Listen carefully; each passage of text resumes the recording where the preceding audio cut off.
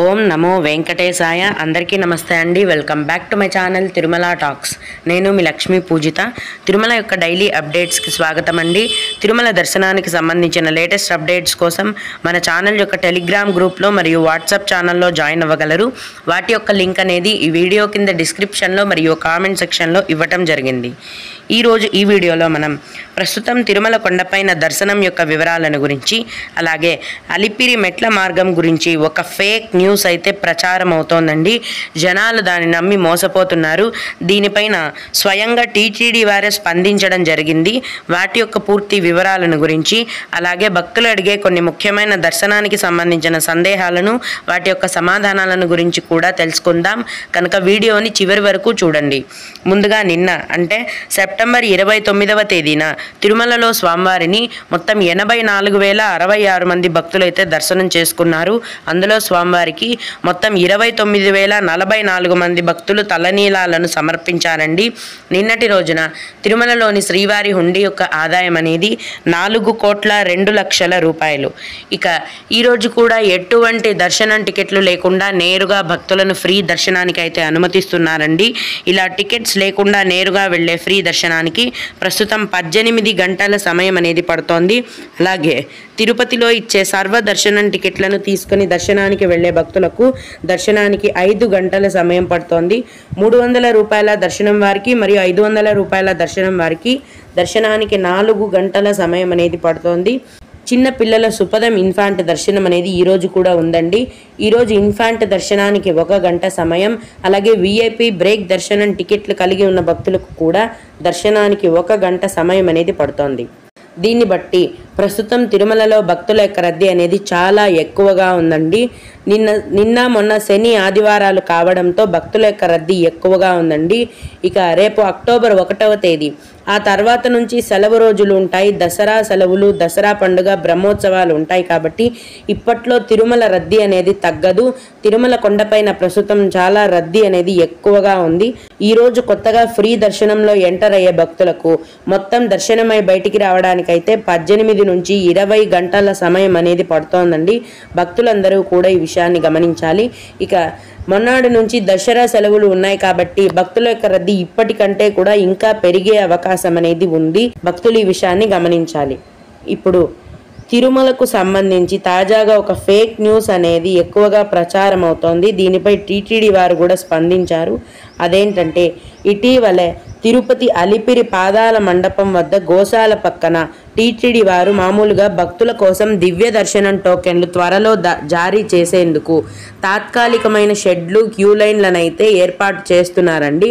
కానీ ప్రస్తుతం ఉన్న అలిపిరి పాదాల మండపం అలాగే ఉంటుంది. అయితే ఒక వ్యక్తి అక్కడ నుండి మెట్ల మార్గానికి వేరేగా దారి ఏర్పాటు చేస్తున్నారనేసి, ఇకపై అలిపిరి పాదాల మండపం మార్గం అనేది కనుమరుగవుతుంది, యూజ్ చేయరు అనేసి భక్తులను తప్పుదోవ పట్టించేలా ఒక వీడియో ద్వారా తప్పుడు సమాచారాన్ని స్ప్రెడ్ చేస్తున్నారు.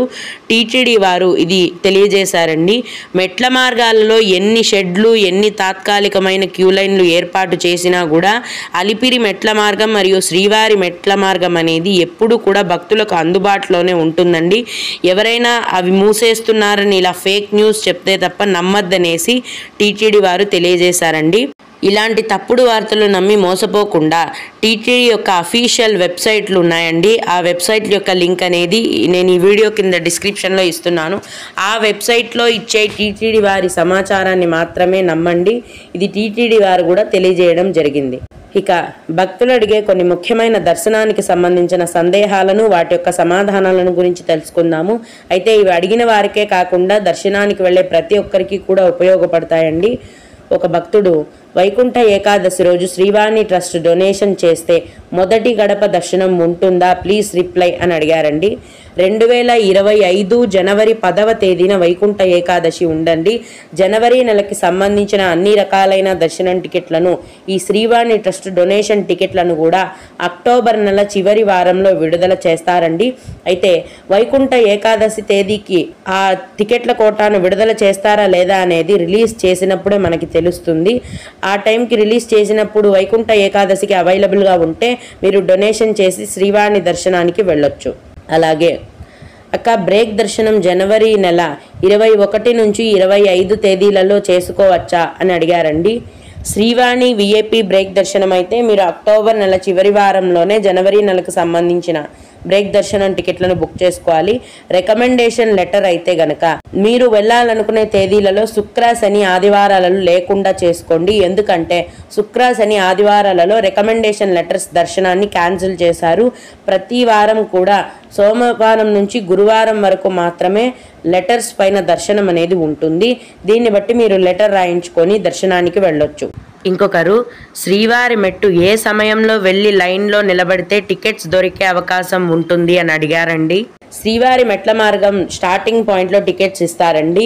ప్రతిరోజు తిరుపతిలోని శ్రీవారి మెట్ల మార్గం స్టార్టింగ్ పాయింట్లో ఉదయం 5 గంటల నుంచి ఉచిత సర్వదర్శనం టికెట్లను టీటీడీ వారు కేటాయిస్తున్నారు. మీ యొక్క ఆధార్ కార్డు ఖచ్చితంగా ఉండాలండి, అప్పుడే ఈ టికెట్లను మీకు కేటాయిస్తారు. అయితే ఉదయం 5 నుంచి ఈ టికెట్లను కేటాయించడం మొదలు పెట్టగానే 1-2 గంటల్లోనే టికెట్లన్నీ కూడా ఫుల్ అయిపోతాయండి. ఇప్పుడు అందులో దసరా సెలవులు రాబోతున్నాయి కాబట్టి టికెట్లు ఇంకా త్వరగా ఫుల్ అయిపోయే అవకాశం ఉంది. అయితే శ్రీవారి మెట్ల మార్గంలో దర్శనం టికెట్లు తీసుకున్న భక్తులు ఖచ్చితంగా మెట్ల మార్గం మధ్యలో స్కాన్ చేయించుకొని వెళ్ళాలండి. శ్రీవారి మెట్ల మార్గంలో 1250వ మెట్టు దగ్గర స్కానింగ్ సెంటర్ ఉంది. కింద మీరు తీసుకున్న దర్శనం టికెట్ని మధ్యలో స్కాన్ చేయించుకొని వెళ్తేనే మీకు దర్శనం అనేది ఉంటుంది. ఈ విధంగా శ్రీవారి మెట్ల మార్గంలో ఇచ్చే దర్శనం టికెట్లను తీసుకొని మీరు నడిచి వెళ్ళి స్వామివారిని దర్శనం చేసుకోవచ్చు. ఓం నమో వెంకటేశాయ. మీకు కూడా ఈ విధంగా ఏవైనా సందేహాలు ఉన్నట్లయితే ఈ వీడియో కింద కామెంట్ సెక్షన్లో తెలియజేయగలరండి. నేను వాటికి ఖచ్చితంగా రిప్లై ఇవ్వడానికి ప్రయత్నిస్తాను. ఇవి ఇవాల్టి తిరుమల అప్డేట్స్. ఇలాంటి మరిన్ని వీడియోల కోసం నా ఛానల్ని సబ్స్క్రైబ్ చేసుకోండి. ఈ వీడియోని లైక్ చేసి షేర్ చేయగలరు. ఓం నమో వెంకటేశాయ.